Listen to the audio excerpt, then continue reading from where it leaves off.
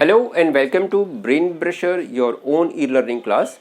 आज की क्लास में हम लोग कर रहे हैं bank reconciliation statement. Bank reconciliation statement होता क्या है? Bank reconciliation statement cash book और पासबुक के बीच में हम रिकन्साइल करते हैं, जिससे हम फाइंड करते हैं कि हमारा कैश बुक और पासबुक में जो डिफरेंसेस हैं उसको हम रिकन्साइल करते हैं। तो reconciliation of the cash book and passbook is known as bank reconciliation statement. तो जैसे मैंने आपको बताया, तो रिकन्सिलिएशन करने के लिए हमें क्या चाहिए? हमें एक चाहिए कैश बुक और दूसरा पासबुक। तो कैश बुक और पासबुक को हम रिकन्साइल करते हैं, उसे हम बोलते हैं बैंक रिकन्सिलिएशन स्टेटमेंट। तो हम देखते हैं कि जब हम कैश बुक और पासबुक को रिकन्साइल करते हैं किसी पर्टिकुलर मंथ में, तो at the end of the month हमारा जो कैश बुक और पासबुक का बैलेंस है वो आपस में टैली नहीं करता है। तो इसके क्या रीजन होते हैं कि हमारे जो कैश बुक और पासबुक वो रिकन्साइल नहीं करती हैं, वो टैली नहीं करते हैं? तो इसके पीछे तीन रीजन, हम इसको ओवरऑल जो बेसिकली हम टोटल डिफरेंस को हम they are divide in three part. पहला होता है, फर्स्ट हमारे पास है due to time interval. Due to time interval पहला रीजन होता है जिससे हमारी दोनों बुक्स टैली नहीं करती होती हैं। ड्यू टू टाइम मीन्स कुछ ट्रांजेक्शन ऐसी होती हैं जो टाइम के हमारा जो दोनों बुक्स के बीच में टाइमिंग होती हैं वो वेरी करती हैं, इसलिए रिकन्साइल नहीं करती, दोनों में जो ट्रांजेक्शन है वो टैली नहीं करती हैं। दूसरा होता है due to non recording. Non recording transaction को हम एक प्लेस पे रिकॉर्ड करते हैं, मीन्स हम कैश बुक में रिकॉर्ड करते हैं, पासबुक में रिकॉर्ड नहीं करते हैं, या पासबुक में रिकॉर्ड करते हैं, कैश बुक में रिकॉर्ड नहीं करते हैं, उसे बोलते हैं नॉन रिकॉर्डिंग। कोई ट्रांजेक्शन रिकॉर्ड एक बुक में रिकॉर्ड होने से रह जाती हैं, तो इस वजह से भी हमारा जो अकाउंट है वो टैली नहीं करता है। और थर्ड हमारे पास होता है due to error. Due to error means हमारी जो ट्रांजेक्शन होती हैं वो एरर की वजह से, हमने उस अमाउंट को रिकॉर्ड करते समय एक बुक में कुछ अमाउंट गलत लिखा है, तो उस केसेस में हमारा जो बुक है वो टैली नहीं करता है। तो चलिए स्टार्ट करते हैं कि हमारा जो बैंक रिकन्सिलिएशन स्टेटमेंट है उसको हम प्रिपेयर कैसे करते हैं। बैंक रिकन्सिलिएशन स्टेटमेंट करने के लिए हम बेसिकली इसको दो कॉलम में ड्रॉ करते हैं। एक कॉलम हम माइनस आइटम लिखते हैं और एक कॉलम हम प्लस आइटम लिखते हैं, और इधर हम लिखेंगे ट्रांजैक्शंस।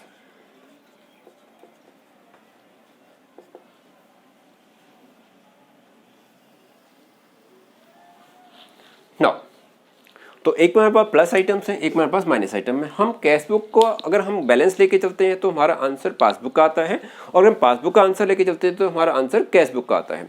लेट अगर मैं कैश बुक से स्टार्ट करता हूँ, balance as per cash book, तो जो हमारा आंसर आएगा वो बैलेंस एज पर पासबुक आएगा। और अगर मैं बैलेंस एज पर पासबुक लेके चलता हूँ तो जो आंसर आएगा वो balance as per cash book आएगा। तो चलिए स्टार्ट करते हैं balance as per cash book से। Balance as per cash book. अब कैश बुक का बैलेंस हमारे पास पॉजिटिव हो सकता है, नेगेटिव मीन्स हमारे पास फेवरेबल बैलेंस हो सकता है या अनफेवरेबल बैलेंस हो सकता है। अभी मैं यहाँ पर फेवरेबल बैलेंस लेके चल रहा हूँ, मीन्स हमारा प्लस पॉजिटिव बैलेंस है। फेवरेबल फेवरेबल बैलेंस मीन्स हमारा जो कैश बुक का बैलेंस है वो डेबिट बैलेंस है, पॉजिटिव बैलेंस है। तो हमारा कैश बुक का बैलेंस हमारे पास डेबिट बैलेंस है, तो हमने ये अमाउंट लिख दिया जो हमारे कैश बुक के अमाउंट में शो हो रहा है। ये at the end of the month, किसी भी पर्टिकुलर मंथ के एंड में हमारा कैश बुक का जो बैलेंस है वो समथिंग लेट ये 10,000 रुपीज़ का बैलेंस हमारे कैश बुक में शो हो रहा है। अब हम देख रहे हैं कि हमारा कैश बुक का बैलेंस 10,000 है, लेकिन पासबुक का बैलेंस हमारा 10,000 नहीं है, डिफरेंसेस हैं। तो उसको रिकन्साइल करते हैं। तो क्या क्या रीजन हो सकते हैं कि जिसमें हमारे पास कैश बुक का बैलेंस पासबुक के बैलेंस से टैली नहीं करता है? तो फर्स्ट हमारे पास होता है कि let the check deposited into bank but not yet credited. हमने चेक्स को बैंक में डिपॉजिट किया लेकिन वो अमाउंट हमारे पासबुक में नहीं रिकॉर्डेड हुआ है। व्हाट मीन्स दैट कि लेट हमें किसी पर्सन ने 1,000 रुपीज़ का एक चेक दिया, उसको हमने कैश बुक में तो रिकॉर्ड कर दिया, लेकिन जब हमने उसको बैंक में डिपॉजिट किया तो बैंक में वो अमाउंट अभी क्रेडिट नहीं हुआ है, बैंक में वो अमाउंट प्लस नहीं हुआ है। अगर प्लस नहीं हुआ है तो इट मीन्स बैंक में बैलेंस कम है। कम करने के लिए हमें क्या करना है, उसको माइनस साइड में रिकॉर्ड करना है। तो मैं यहाँ पे क्या लिखूंगा, less check deposit into bank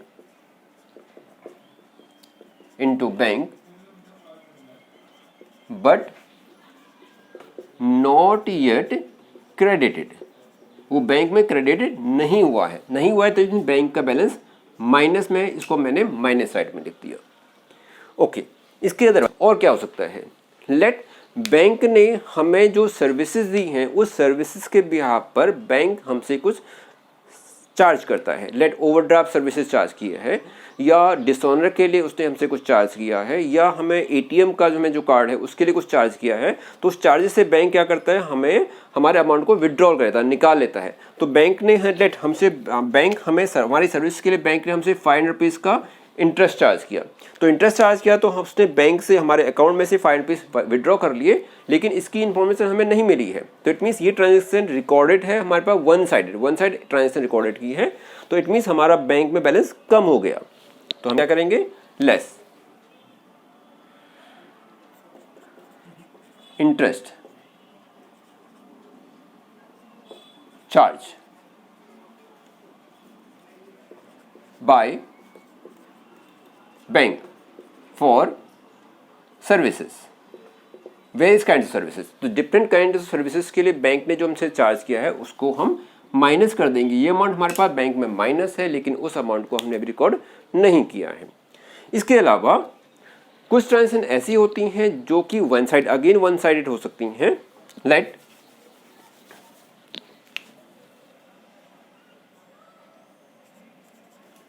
paid by bank directly as per instruction. हमने कुछ इंस्ट्रक्शन दिया है, किस तरह का इंस्ट्रक्शन, लाइक कि हमारा क्रेडिट कार्ड का पेमेंट डायरेक्टली कर देना, हमारा जो टेलीफोन का चार्जेस है, टेलीफोन बिल है, इलेक्ट्रिसिटी बिल है या इंश्योरेंस प्रीमियम है, वो डायरेक्टली हमारे बैंक से विड्रॉ हो जाता है। लेट टाइम पे वो अमाउंट विड्रॉ हुआ, हमारा कुछ अमाउंट क्रेडिट कार्ड का कुछ बैलेंस था वो विड्रॉ हो गया, और विड्रॉ हुआ तो बैंक ने उस पैसे को पे कर दिया, लेकिन हमें इसके बारे में अभी इन्फॉर्मेशन नहीं मिली है। तो उसको हमने कैश बुक में रिकॉर्ड नहीं किया, लेकिन पासबुक में वो अमाउंट रिकॉर्ड हो चुका है। बैंक ने लेट हमारा क्रेडिट कार्ड का कुछ बिल था, कुछ अमाउंट था क्रेडिट कार्ड का, लेट 7,000 रुपीज़ का, बैंक ने वो पेमेंट कर दिया। तो बैंक से पैसा माइनस हो गया, तो माइनस हो गया तो उसको माइनस कर देंगे, लेकिन उसकी एंट्री हमारे कैश बुक रिकॉर्ड नहीं हुई है तो उसको हम रिकॉर्ड नहीं करेंगे। तो हमारा बैंक बैलेंस माइनस हो गया। Paid by bank directly as per instruction, वो किसी भी तरह की ट्रांजेक्शन हो सकती हैं। ओके, इसके फर्दर बैंक ने हमारे क्रेडिटर को भी पेमेंट कर दिया है, उसको भी माइनस करते हैं। इसके फर्दर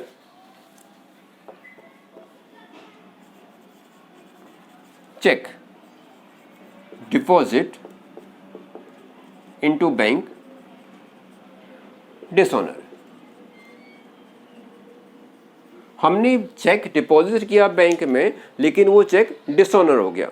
हमने बैंक में डिपॉजिट किया था चेक, जब हमने डिपॉजिट किया तो हमने उसको कैश बुक में रिकॉर्ड कर दिया, और वो चेक हमने जाके बैंक में ड्रॉ कर दिया, लेकिन वो चेक बैंक में डिसऑनर हो गया। डिसऑनर से हमारा बैंक का बैलेंस रिड्यूस हो गया। तो रिड्यूस हो गया तो हमारा कैश बुक का अमाउंट ज़्यादा है, लेकिन पासबुक से पैसा कम हो गया, तो इसको भी हम क्या करेंगे, माइनस करेंगे। Cheque deposit into bank but that become dishonour, इसको भी हम माइनस कर देंगे। ये भी हमारा पैसा बैंक में माइनस है। इसके फर्दर कुछ ट्रांजेक्शन ऐसी होती हैं जिसको हमने एररली गलती से गलत रिकॉर्ड किया है। लेट कैसा कि हमारा ये कैश बुक का कॉलम है, कैश बुक के हमारे दो कॉलम होते हैं, एक प्लस में और एक माइनस में, मीन्स एक डेबिट और क्रेडिट। हमने किसी कस्टमर को पेमेंट किया है लेट 5,000 रुपीज़, लेकिन गलती से हमने उसको रिकॉर्ड कितना किया, उसको हमने 500,000 के हमने उसको 500 रुपीज़ रिकॉर्ड किया। That is error. हुआ क्या, हमने किसी कस्टमर को 5,000 रुपीज़ का चेक दिया, लेकिन गलती से हमने उसको रिकॉर्ड कितना किया है, 500 रुपीज़ का। तो हमारे कैश बुक से माइनस कितना हुआ, 500 रुपीज़, लेकिन चेक तो एक्चुअल में 5,000 रुपीज़ का था। तो बैंक से माइनस हुआ 5,000, हमारे कैश बुक में माइनस हुआ 500 रुपीज़। तो बेसिकली डिफरेंस कितना आया, 4,500 रुपीज़। ये 4,500 रुपीज़ हमारे बैंक से एक्स्ट्रा निकला हुआ है, या हम कहते हैं कि हमारे कैश बुक में कम निकला हुआ है। तो बैंक में डिफरेंस कितना है, 4,500 रुपीज़ का नेगेटिव बैलेंस। तो हम कैसे करेंगे, paid to customers but less amount recorded in cash book by error. तो एरर की वजह से हमारा कैश बुक में अमाउंट कम लिखा हुआ है, तो हमारे बैंक में पैसा अगेन कम हो गया, इसको भी हम माइनस कर देंगे। ओके, अब कुछ ट्रांजेक्शन ऐसी होती हैं जो हमारे ऐड साइड में आती हैं, यानी प्लस साइड में आती हैं। वो कौन सी होती हैं? जैसे हम ऐड करेंगे एंट्रीज को,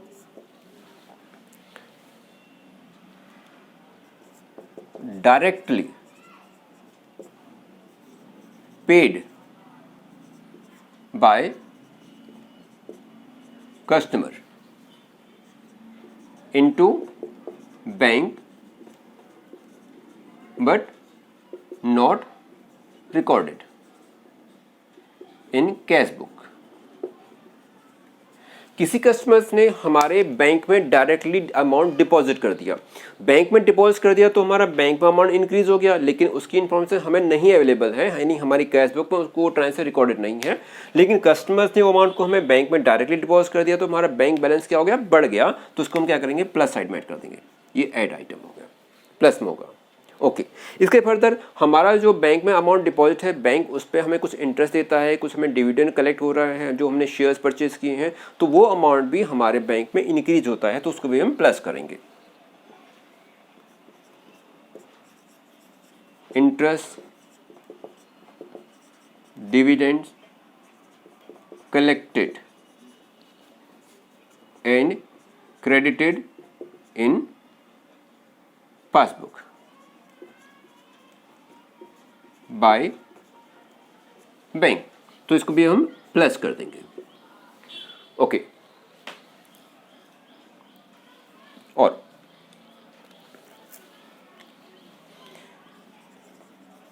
चेक इशूड टू कस्टमर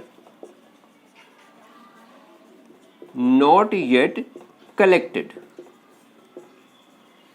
हमने अपने कस्टमर्स को चेक इशू किया, जब हमने चेक इशू किए तो हमारे कैश बुक से अमाउंट माइनस हो गया। मैं एग्जाम्पल बताता हूँ आपको।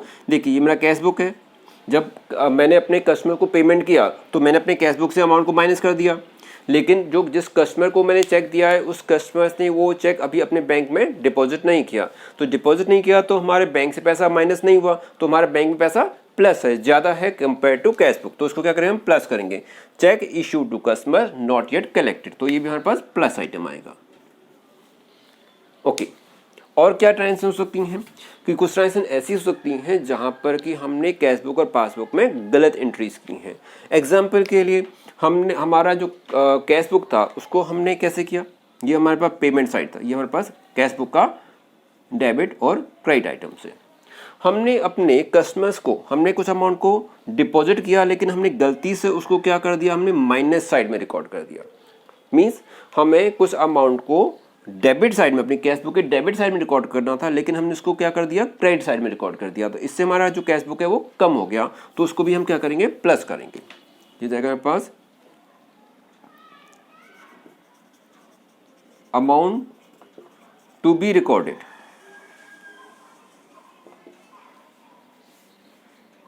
in debit column of cash book wrongly recorded in credit side। तो इससे हमारे पास जो हमारा कैश बुक का बैलेंस है वो कम है, लेकिन पासबुक में हमारे पास एंट्री करेक्ट रिकॉर्ड की गई है। तो ये ट्रांजेक्शन होती हैं जिसमें कि हमारे पास अकाउंट में हमारे पास प्लस आइटम्स आती हैं। इसके फर्दर और कौन सी ट्रांजेक्शन हो सकती हैं? चेक या कैश, चेक और cash deposit into bank but not recorded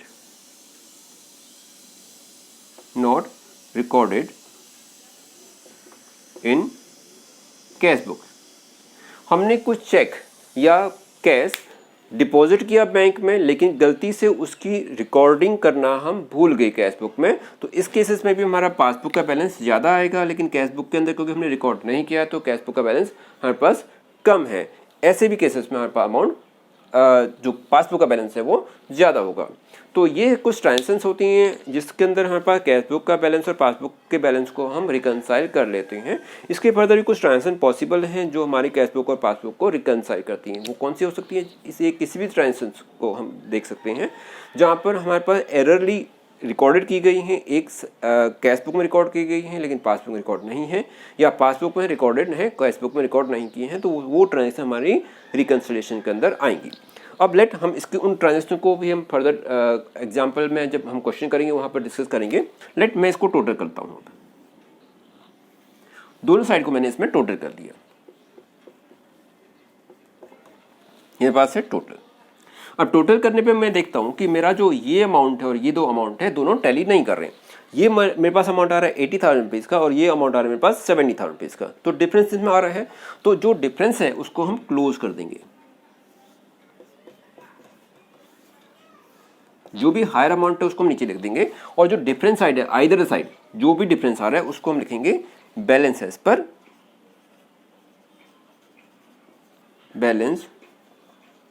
पर क्योंकि हमने कैशबुक से स्टार्ट किया था तो हमारा बैलेंस क्या आएगा, balance as per passbook, balance per passbook. Let मेरे पास अगर ये अमाउंट 80,000 रुपीज है और ये 70 है, ये 80 है और इधर मेरे पास टोटल करने आता है 70,000 रुपीज, तो मैं नीचे कितना अमाउंट लिखूंगा, यहाँ पे मैं लिखूंगा 80,000 रुपीज और यहाँ भी मैं लिखूंगा 80,000 रुपीज। तो डिफरेंस कहाँ पर आ रहा है, डिफरेंस मेरे पास आ रहा है 10,000 रुपीज का इधर यहाँ, तो यहाँ मेरे पास डिफरेंस क्या आएगा 10,000 रुपीज का, राइट। तो मेरे पास बैलेंस है पासबुक कितना आएगा, मेरा 10,000 रुपीज का पासबुक का बैलेंस है, बैलेंस है पासबुक 10,000 रुपीज का। 10,000 रुपीज का कौन सा, प्लस या माइनस, ऑब्वियसली प्लस आइटम क्योंकि क्रेडिट अपोजिट साइड में आ रहा है। तो पासबुक का बैलेंस मेरे पास 10,000 रुपीज का है। अगर मेरा पासबुक का बैलेंस यहाँ आता, लेट मेरा यहाँ पर अमाउंट होता 90,000 रुपीज और यहाँ 80, तो डिफरेंस यहाँ आता, तो अगर सेम साइड में आ तो नेगेटिव बैलेंस होगा, अपोजिट साइड में आ तो पॉजिटिव बैलेंस है अगर पॉजिटिव स्टार्ट किया है तो। क्लियर। तो बैलेंस एज पर पासबुक कितना है 10,000 रुपीज का, हमें टोटल जो हायर अमाउंट है उसको टोटल करना है और जो डिफरेंस है उसको हमें यहाँ पे लिखना है। अगर मेरे पास डिफरेंस इधर है तो यहाँ, और अगर डिफरेंस यहाँ है तो यहाँ। ये मैंने लिया था बैलेंस एज पर कैशबुक का फेवरेबल बैलेंस। अगर मैं बैलेंस एज पर पासबुक का लिखता हूँ बैलेंस, तो भी मेरे पास ट्रांजेक्शन इसी फॉर्मेट में होंगी, बस डिफरेंस ये होगा कि जो मैंने माइनस साइड किया है उसको मैं प्लस और प्लस को मैं माइनस में कर दूंगा। दैट अगेन मैं रिपीट कर रहा हूँ, अगर मैं लेता हूँ बैलेंस एज पर पासबुक तो फिर मुझे किसका बैलेंस चाहिए, balance as per cashbook balance चाहिए। तो बैलेंस एज पर पासबुक करता हूँ तो बैलेंस यहीं से स्टार्ट होगा हमारा फेवरेबल, लेकिन उस केसेस में जो मैंने ये माइनस की आइटम लिखी है ये आइटम वो यहाँ शिफ्ट हो जाएंगी और जो माइनस जो प्लस आइटम्स है वो इधर शिफ्ट हो जाएंगी। Rest the question is remain same. Okay, दूसरी पॉसिबिलिटीज क्या होती हैं, अगर हम लेते हैं बैंक रिकन्सिलिएशन में नॉट नेसेसरी कि हमारा हमेशा फेवरेबल बैलेंस हो, अनफेवरेबल बैलेंस भी हो सकता है, यानी कि ओवरड्राफ्ट बैलेंस। तो again the answer is remain same, हमारी ट्रांजेक्शन फिर भी वही रहेंगी, बस हम क्या करेंगे अनफेवरेबल बैलेंस का स्टार्टिंग हम प्लस के जगह पे माइनस से स्टार्ट करते हैं। लेट अगर मैं यहाँ पर कहता हूँ बैलेंस एज पर कैशबुक और ये मेरे पास अनफेवरेबल बैलेंस है, अनफेवरेबल,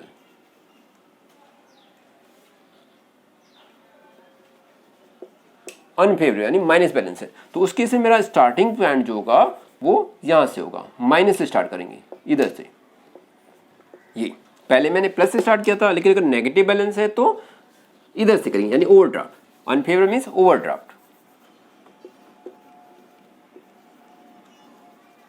ओवरड्राफ्ट अनफेवरेबल बैलेंस है तो कहां से स्टार्ट करना है, यहां से, चाहे वो कैशबुक का हो या पासबुक का हो। अनफेवरेबल बैलेंस को हमेशा आपने माइनस साइड से स्टार्ट करना है। रिमेनिंग ट्रांजैक्शन जितनी भी ट्रांजैक्शन है वो रिमेन सेम होंगे, उसमें कोई इफेक्ट नहीं होगा, कोई चेंज नहीं होगा। तो आई होप आपको ये समझ आया होगा। If you have any queries तो प्लीज़ आप मुझे कमेंट बॉक्स में ज़रूर लिख के दीजिए। प्लीज़ इस चैनल को सब्सक्राइब करना ना भूलें। Thank you for watching.